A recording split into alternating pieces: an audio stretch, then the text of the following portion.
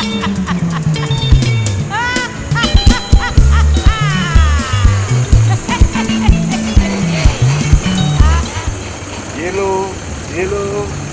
Selvi.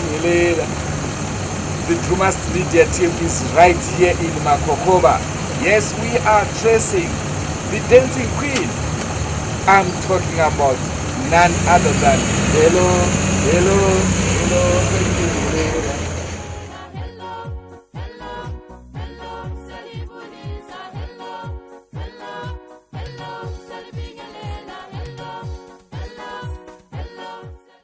The arts industry was robbed of one of the greatest daughter of the soul in Beata Mangethe. Here's a fairy tale of a young girl born in the rural areas of Ngale Emnyati, and like all young people, Beata later migrated to one of Bulawayo's oldest suburb, Makokoba. A visit to Makokoba by the Drumas Media team led the crew to the Kumalo family, Beata's real family name, where we talked to her mother and brother. Hello Zimbabwe, my name is Andrew Kumalo, uputika Beata Mangethe, owana eMakokoba, elokishini ekudala. Bengizama nje ukuthi ngibekabeke lapho nalapho ngendaba ka in fact mina uBeata wayeselama mina. Wayesize emva kwami. I'm the elder brother yakhe uBeata Mangethe. So mina ngihamba ngaye eGoli ngisesemncane. Ngayokhulela khona yena ebhizi ngaphe senza into zakhe ehlabela bejiva besenzani ithola ukuthi ngaleso sikhathi mina ngangekho.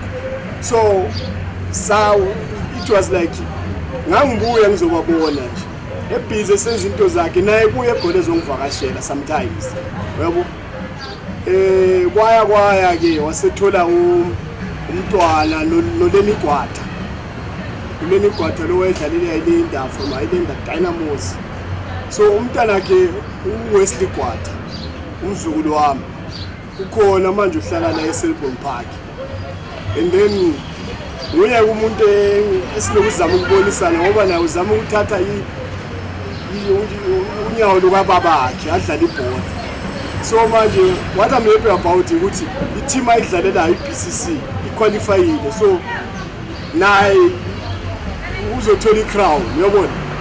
Abonakala la ukuthi okay naye uyafisa ukuthi enze into eyisenziwa uyise. You understand?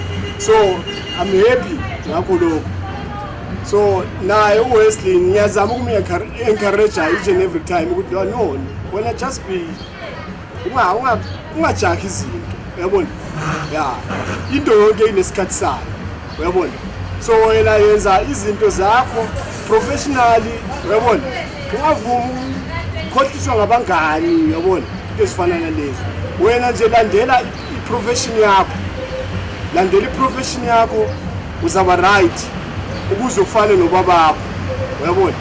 So mina ngihlala la eMakokoba nogogo umama kaBeata uMashomo. Kunabazulu nje la ekhaya, uyabona? Ngoba ugogo naye usekhulile, umuntu omdala, akaselabo abantwana abancane, uyabona? Usikhulisile siyakubonga konke lokho asenzele khona empilweni. Yeah. So I know akukho kuningi engingakusho. uBeata she was my young sister. Okay, wasishiya ngoba vele into zomhlaba kwenzeka, uyabona? Indlela yethu sonke. Kodwa no besimthanda njengefamily. Yabona? No, Beata, she was a very good person, down to earth, yabona? Akusumuntu lo wayethanda into zobonakalisa ukuthi na just because I'm Beata Mangethe so I'm bigger than wayengena pride, you understand? Wayengumuntu nje obekekileyo. She was down to earth. Into zakhe wayezenza wayengafuna no, she was like kind, a very kind person, yabo? So just because okay, it pains me we lost her at a very young age, very tender age. So but we still remember her. Ngoba izinto ayezenza, yabona? Nathi esenzele izinto eziright, yabona? Nabantu nje abafans emthanda, you understand? So asazi ukuthi singakuthini. uNkulunkulu nje okwasi.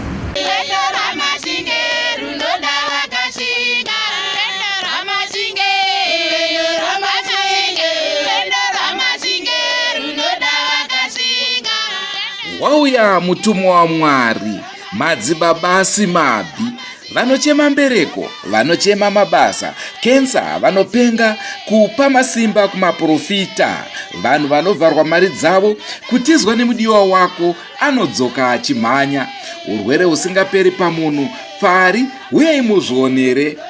Tine masangano muSouth Africa, Zimbabwe, Malawi uye Mozambique. Vari kure tinogona kukubatsirai panhare, tobatsira ipapo. Tibatei isu veDrumas Media panhamba dzinoti +263 714 903 747.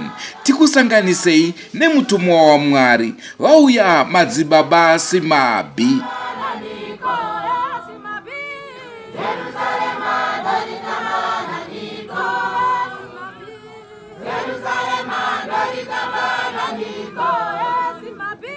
To be honest with you, my brother, ingoma yake ngayithandayo mina umna wami ilate. I come from Makokoba, but since washiya emhlabeni since washonayo emhlabeni, kusho ukuthi manje mangidlala ingoma zakhe ngizwa ubuhlungu. So since washiya emhlabeni azange ngiphinde ngidlale ingoma zakhe ngoba ngizwisa ubuhlungu leyo nto. Anzange even noma ngabe kuthiwa idlalwa ngomunye umuntu ingoma yakhe, even noma idlalwa ngabe ZBC on air, hayi angilaleli ngoba mina ngizwisa ubuhlungu. Beata uzalele ekhaya, ngabuya la lapha ekhaya eMangethe apho neNyathi duze lelupashwana. Uzalele eMangethe duze lelupashwana. Ngabuya la lapha waye emncinyazana, wafika ngena isikole eLodge, waphuma eLodge waye eRosken. Waphuma-ke lapha ne-Rose Camp, akwashokusheleka imali yokuthi ngise phambili, kodwa ngayise ngibhalise ngaphi, ngibhalise emsebenzini. Hayi bavuma sibili, bangitshela ukuthi imali engaka, akwashokusheleka imali. Ngasezingenela kukhonto, ngasezingenela kukhonto emakhosi lapha. Selokhu ehamba abuye, kanti ubuye ngakhona mntwana baba ebuzwa nguyise usamngenisa endlini kanjani. Waze waya lokhu etshayo, yeyi baba uzazibulala umntwana, kathi lokhu umtshayo kokuphela. Wathi ubeyeka ngantshela ukuthi wayelo munye umngane wakhe ngapha ngaphansi, somkhothi ukuthi umngane wakhe ngapha. Babehamba bonke, bahamba baze beyekuthi elokhuzeni khona-ke lapho engakwazi khona emacaleni le kuthiwa kusekhoti. Bafika ngakhona ngale badibana lamalokhuza, amapholisa ngakhona ngale, baze babanika ikhona labo ukuthi abantwana laba kushuthi bafuna ukwazi ngamacala lapho kuhamba njani. Babanika ikhona, kwampana bangafika ngale emthethwandaba sebezihlala laphana sebekhangela abantu abadala, sebabuya lapha behloga, umuyizwa akhala, umuyizwa ezenjani khona ngale macala. Waya-ke kukabani waze waphumelela-ke emapholiseni. Wabuye kulokhu umhlaba, waze amcela uhlangana umalumayo, uthi malume kuba kukhumali weyumntakadadewabo. Wabuya-ke waze amcela-ke lapho ukuthi hayi malume, ngiyamcela uBeata Mangethe ukuthi abencedisa mali baye behlabela ngayo. Ukuvuma kwakho ukuba kumnyekela lokumtshaba wayesebuye zefuye khanga ndathi ngakhona ngale nxa isifuneka sasekhambile waphumelela-ke laye-ke wasezelo kwakhe eceleni, usongani usephuma ngale kukhonto, kodwa hayi wayengaphuma, yayesezama okwakhe eceleni njengokuthi laye seleqembu lakhe laye lihlabela laye. Size siyafika kalele lokhu ehlabela, so kungokwakhe lokhu. So uBeata wahlabela ingoma eziningi kanti iziningi, hayi ukuthi bantu abaningi wahlabela ingoma eziningi. Uyathanda yiphi yakhe? mina ukuthi wayesehlaba lezi nsonto ezinye zensonto esezenze khona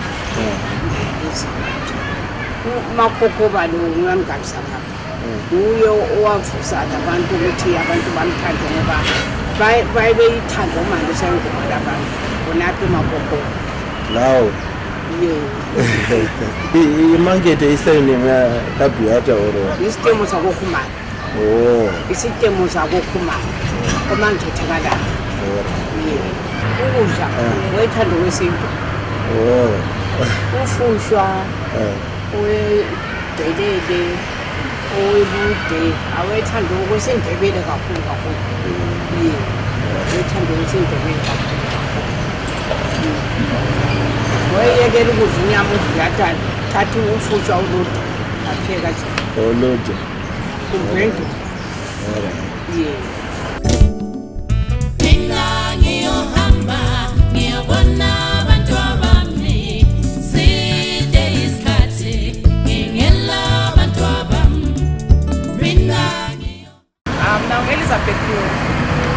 Nsuku zethu labo Beata siqalisa ukudlala i-netball e-State Square. Sasidlalela i-team enye owawuthiwa i-Tigers. Then sasodlalela i-team eMakhosi. She then discovered ukuthi le-talent ku-art. Salandelana saba ama-students eMakhosi. Saba ama-first years, second years, then third year. Waseqeqesha waqalisa ukuhlabela. She was a netballer, a good shooter. Esasikwenza sasidlala ibhola sasiqokelana. Beata ngumuntu wayelozwele lesisa somuntu. Sasithi singathenga impahla zaziphipha ngalesana isikhathi. Nxa sizahamba siya ku tournament, beyakunika ichuniki. Kanjalo lokudla sasisenza kanjalo. And coming to her music. Coming to her music ukuthi ngokuya ngokukhula angithi sahlukana sesiya ngemendo yena esethola umntwana wakhe la eWest. Waqalisa i-music eqasha ngobisisi Makhokhoba. Which one was your favorite song? Yena kule ngoma esasijaye ukuyihlabela sisese eStanley Square. Ule ngoma ekhaya ejaye ukuyihlabela esithi uzama ukwenzani wena uhamba ukhuluma ngami tshela abantu kabi ngami tshela kabi wena. So sad. Okay. And if we say you are now talking to Beata, what would you tell her? She's a hero. Say something to her, like she's listening. She's a hero and ngangifuna ukuthi approach badlule lapha ayisekhona. Encenye kuma top singers lana wherever abroad kumbe ngathi ngaphakathi. Beata was a social commentator and had such songs as Intokozo, Okalanga, Africa Mama, Keep the Promise, and Dubale, Success. According to the people of Makhokhoba, the death of Beata robbed them of Makhokoba's ambassador. Awona shashi uBeata vele khulile lapha eMakhokhoba vele. Vele umuntu nice vele wathandela ama-arts landani vele izinto zokucula landani. But that very such a privilege ukuthi sizuzele kashashi umuntu enjalo eMakhokhoba kwazi. Othebe lathi thuthukisa ngale nxa uthiwa ZBC wathiwa lathi uxoxe kuhle eMakhokhoba khona abantu bebona eMakhokhoba yani crime. Ngingani kashashi ngase ngimfake ngani ube wayeyi ambassador eMakhokhoba. Yabona manje ungqondo kakhulu butwana. Sasimthanda kakhulu.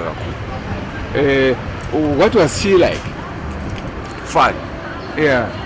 Was she friendly to... Friendly, yonke umuntu vele lapha vele kwakule crowd la. Sasidlala ibhola lapha esibhejeni abafana bami ngicole idlala ibhola kanti befuna ukuthuthukisa abantu ama-skills abafana. Kahlahla befuna ukudlala ibhola la nabudala. Exactly. Mina ngufitilis Shuma. Dlala la eMakhokhoba lapha. Into engiyazi ngoBeata uthi wayihlabela awumuntu wama-arts. Wasifundisa into eziningi especially ku-music. Because wathiya vele efundisa omunye umngane wami ohlala la RC is now in SA. Uyahlabela khona. Kungayisuwe vele usisi Beata vele abasikwazi ukufundisa ama-arts. Yena wakhe vele she was love. friend hayi ungazena kwenzakala. And what was your favorite song from Beata? Siphuma lapha emzini wezinsizwa Can liyawu you- hello siyalibingelela ngabe linjani na. Actually, she inspired a lot of people. Not everyone had a career enjengeyakhe because content yakusuka emakhokoba kusisiba yi-musician abantu bakuthathela phansi but she continued to do a career. And what was your favorite song? My favorite song was Hello Hello. Maybe you can try to sing it for us. Hello, hello, hello, siyalibingelela. Hello, hello, hello, siyalibulisa. Ngabe linjani? uBeata yamazi kakhulu umntana omza wami njalo uBeata ubengumuntu ozihlabelelayo wayezenzela yonke into kuhle akula lutho lubi wathi umntana kho yedwa wachiya lo mama wakhe lo malumakhe uAndrew wonke nje. Muri Zimbabwe ndine urombo kukanganisai kuchirongwa chamuri kuona pari zvino, asi chandingade kuti tinge tichitaurirana panguva ino ndechekuti sezvamunoona tiri kutendera nenyika yeZimbabwe tichiedza kukuunzirai zvirongwa zvinofadzai, zvirongwa zvichafadza uyo neuyo, uyezve vane matest emusic akasiyana siyana. Rangarirai kuti tina Amon Mvula uyo atiri kuburitsa manje paForever Missed series yedu. Iye zvinezvi tiri kurova Beata Mangethe paForever Missed series yedu. Tichaenda kuna Solomon Skuza. You know, the history of Zimbabwe music cannot be complete without mentioning Solomon Skuza, and your support is needed. Just subscribe to Drumas Media. That's all we want from you. So tichaendera mberi tichikupai vamwe vaimbi vamwe vamatokanganwa vakaita sana Ndux Malax. Senguva dzese rangu zita ndinonzi Andrew Neshamba. Tikukanganwe kunzvimbo zhinji dzamunogara dzakasiyana siyana. Ndakutsenga rurimi pane zvandanga ndichidya zvinonaka zvikuru zvandisingadi kunge ndichikutaurirai panguva ino. Muri Zimbabwe chimwe zvechandingade kuti ndinge ndichitaura nemi panguva ino ndechekuti mukwedza kwedu kutsvaga vaimbi vese vakaita mukurumbira neavo vakaita mbiri muarts industry, chimwe chinotinetsa kunge tichishaiwa macontacts evanhu ivavava. Zvisakuomerei kana muine vamwe vamunoziva. Hatisi kugumira kuvaimbi chete, vana Parafini tichange tiinavo, vana Mukadota, Safirio Madzikatire tinenge tiinavo, tichakuunzirai zvakare. Asi chimwe zvechiri kutiomera kunge tichikwanisa kuloketa misha yevanhu ivavava. Tibate panhamba dziri kubuda pachivhitivhiti panguva ino. Beata also made a name when she had a collaboration with Zimbabwe's leading sungura musician Alec Macheso, and their songs Dali and Mafaro were instant hits.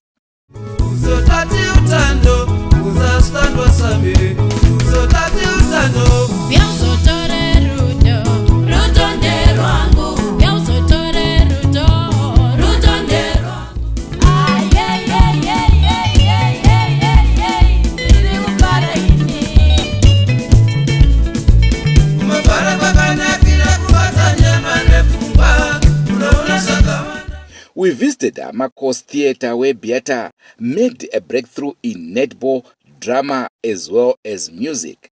Our major aim was to talk to the retired Amakos director Konti Mhlanga, who knew Andrew Neshamba as a ZBC News reporter and said he was not willing to talk to the ZBC as he blamed the national broadcaster for its bias in covering national events.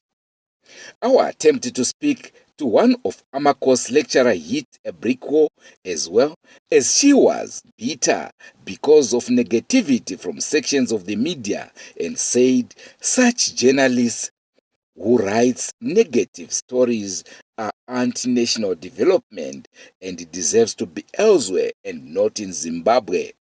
Our Drumas Media team camera person for Bulawayo Gift Wazare Maka managed to steal shots of the Amakos Theatre teacher blasting journalists and opening up her mind on media negativity in Zimbabwe. I saw a newspaper when I was coming in, when I was walking down the street. People were shooting. I don't remember, was it Mangethe or the what, but it was this top guys that we need to fly our flag with. Those people that we need to stick our flag on. And I was like, seriously, if you shoot at Mangethe, at the level he's flying, for us as Zimbabwean, carrying our Zimbabwean identity, and you sit there as a journalist and you feel proud of taking your pen and shoot down Mangethe. What is wrong with you? About Mangethe, how about no, I mean the big journalists alone, we shoot at each other. So the level at which we display our professionalism. You are not visible. You don't fly our flag as high as Mangethe. That's very true. You are not very visible like Mangethe. When you shoot at each other, it's understandable.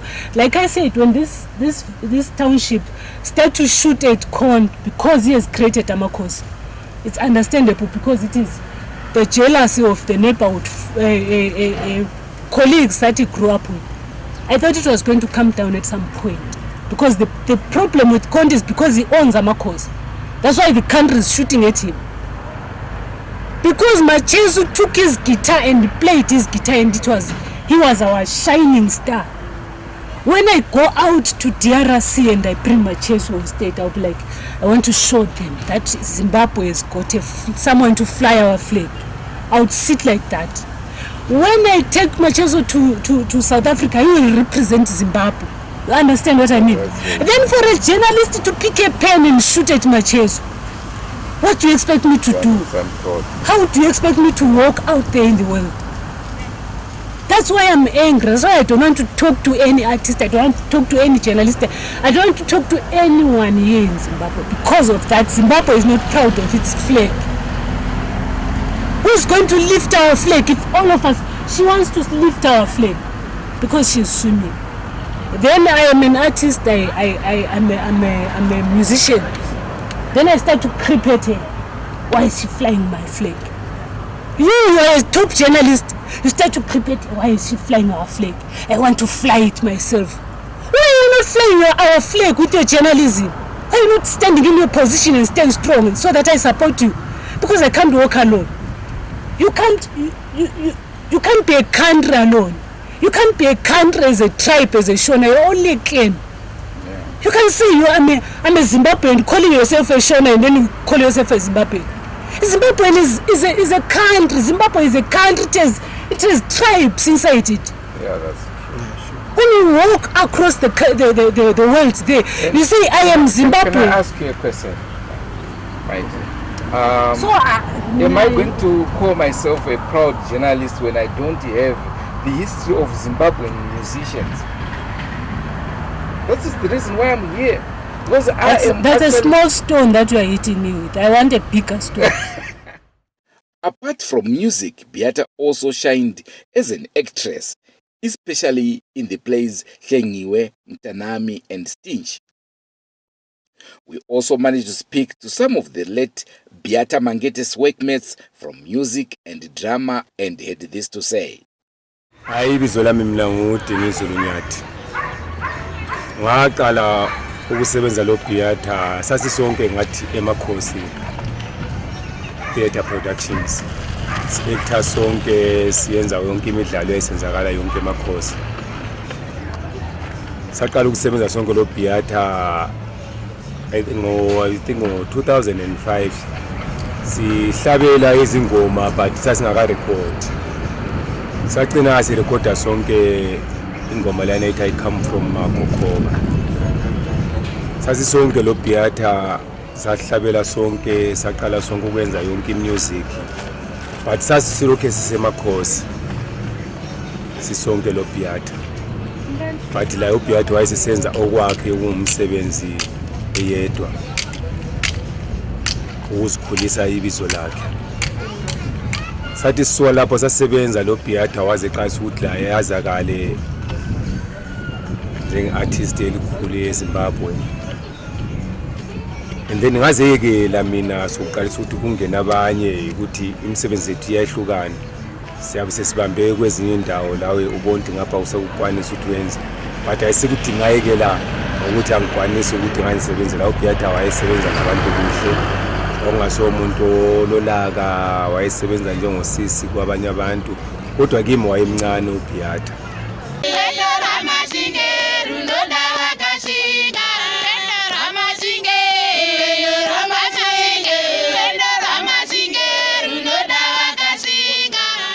Wauya mutumwa wa Mwari, madzibaba asimabvi, vanochema mbereko, vanochema mabasa, kensa, vanopenga, kupa masimba kumaprofita, vanhu vanovharwa mari dzavo, kutizwa nemudiwa wako anodzoka achimhanya, urwere usingaperi pamunhu, pfari uyai muzvionere.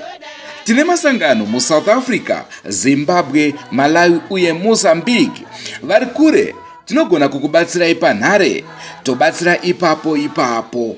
Tibatei isu veDrumas Media panhamba dzinoti +263 714 903 747. Tikusanganisei nemutumwa wa Mwari, vauya madzibaba asimabvi.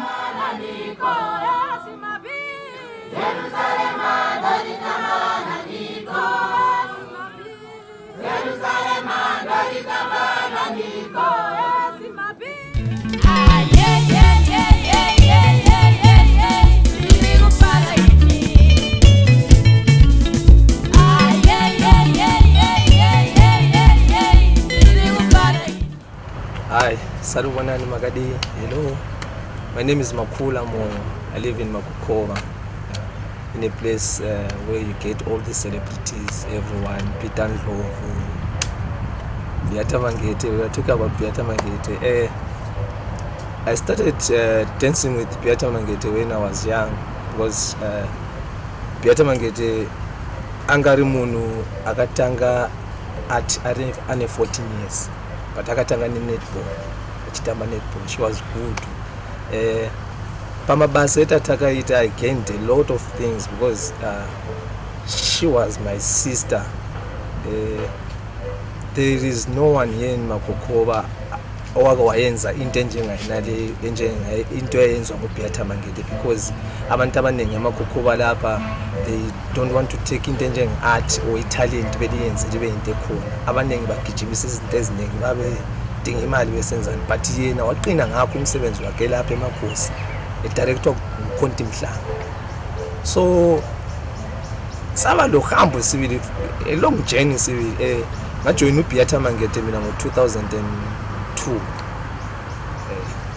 Joyina uBeata Mangethe ekuqaliseni wayesebenza labo kuthiwa ngosihlobo abayenza ividiyo kuthiwa ngu-Hello siyalibingelela, yiyo abaqala ngayo. Then thina sesijoyina yikho lapho kwasokulezi ngoma ezinjengokuthi sarekhoda loMacheso, sayenza vele izinto eziningi. We travel sake safika eGoli lo Beata eHarare ngale. Oh, I remember you from Macheso's video now. Yeah.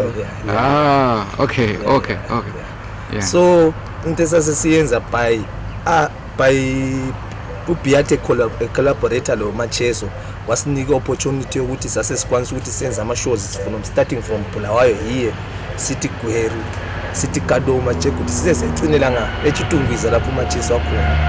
But I really enjoyed ukusebenza naye sibili, and ngiyafisa kathesi ukuthi izinto ukuthi ziyahlupha lapha empilweni nanti zinonetsa mupeni zokuthi ndaitofunga inini ukuthi tingaita sei kuti tidzose that music ya Beata, but pane zvinhu zvinongoitika kuti unosvika pamhuri yavo, unotaura navo sei, unoita sei. Saka zvinotondirwadza izvozvo because sister vakatisiya isusu tisati tava zvataida kuva. So it's sad to me, and zvakabhuwa nekuti chero nemurume wake vakateverana. Then pane mwana akanonzi Wesley ari kuGoli izvozvizi vaitogara kumusirikazwa. So kana muchitaura naBeata so ndotozva kugwadziwa, because she was my sister, she was everything to me, and I gained a lot. Kutamba nayo kuite everything, even tichipedza kutamba everything was equivalent. Panyaya dzemari zvese zvaive zviri ball, like in our days when I'm a dancer, kana ukatamba nemumwe munhu kuti akupe mari zvinonetsa. abvisi mari, but in those times everything was going well. So ndingati by doing this interview togona kubetserana kuti let's remember those people kuitira kuti neniwo ndichiri mudiki, so zikandiwana izvozvo kuti ndashaya, I like kuti mauya panapa, mauya kuzoita interview neniwo kuratidza kuti tiri vanhu vamwe chete, kwete kungoti munhu kana ashaya tongosiya zvakadaro zvotopera zvakadaro. And Beata pamashows ataita, she was a good dancer, she was a good singer, she was everything. Inini izvozvo ndotambira kuHarare negroup inonzi MANGETE, but ndiri kuHarare ikoko I'm using those skills that skills andakawana through Beata. Kana ndikaenda kunotamba pane nzvimbo ndofanira kugaina something ndozviisa pane, but it's so sad with sister vakatisiya. So I was saying, if there is a chance we can find someone kuti asimbise music iyayi yotova music iripo, because music yakangosiya iri music iri kuenda kumberi but yakangoperera just up. Okay, hello, my name is Alison Nkoko, but everyone knows me as Cabbage Egas. So speaking of Beata Mangethe, cousin ngamama wami bachena umdala, so nganyimbiza mamdala. Yena she was a person who was full of life, ethanda music, dance, ama-arts. She was umuntu lwana othanda ukubonda labantu. Just because yena she was a celeb, she wouldn't use that ukuthi yena uyi-celeb abantu sokufanele bemqakezele and all that. She was just humble and down to earth. Umuntu lwana wangi-inspire lami ngingumntwana ukuthi I should join the music industry. Hello, hello, hello, siyalibingelela. Hello, hello, hello, siyalibingelela. Ngabe linjani la? Ini ndonzi Fortune Ruzungunda. Vakawanda munondiziva ndofunga padrama rainzi njalo ndichi-actor for Roman. I've actually been madrama akawanda akaitwa namakosi. Makaona wana Stitcher, makaona wana Double Up, makaona wana Jasmine, quite a number of dramas ndakaita ndiri kwamakosi. Ndakashanda na Beata the TV series, the play yainzi Stitcher. Yaka developer from a stage play into a TV series. Saka basically ningangoti Beata munhu aishandika naye zvikuru, and aive munhu aida kudzidza, and anga aive munhu aive nechido nemaarts, aida chaizvo kuti aramba achingosimudzirawo maarts kusvika pachinhanho chepamusoro. Saka tichizotarisa mimhanzi yake, imi maionawo sei, maiitambira sei? Okay, Beata actually kubva pekutanga vhere achijoina amakosi achiri mwana mudiki aitaura kuti one day ini ndinoda kuzoimbawo.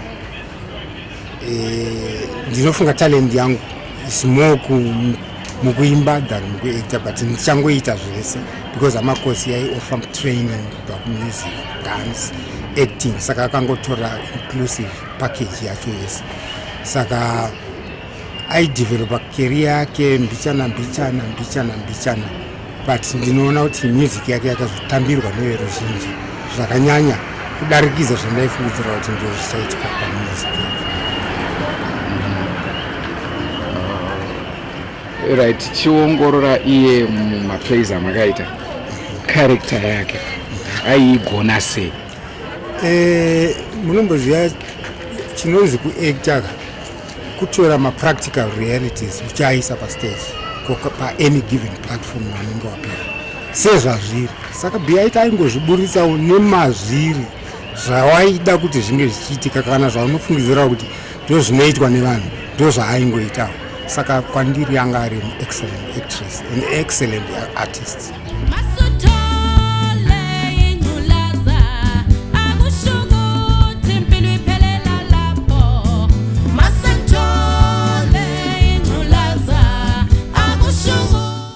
In Beata, here is a success story of a Zimbabwean woman born from a poor background and grew up in one of Bulawayo's oldest suburb, if not poorest suburb, of Makokoba, but made it to the top. Her story sums up that life is what you make it, no matter what, where you are from. What a nice time we had, and I hope you all enjoyed this week's episode of Forever Missed. And from me, Andrew Neshamba, and the crew behind the scene, from here, Makokoba, we are driving back to Harare. It's bye for now. Let's make a date and meet again next week when we bring you yet another exciting program, Forever Missed. And remember, True Mass Media taking you to another level.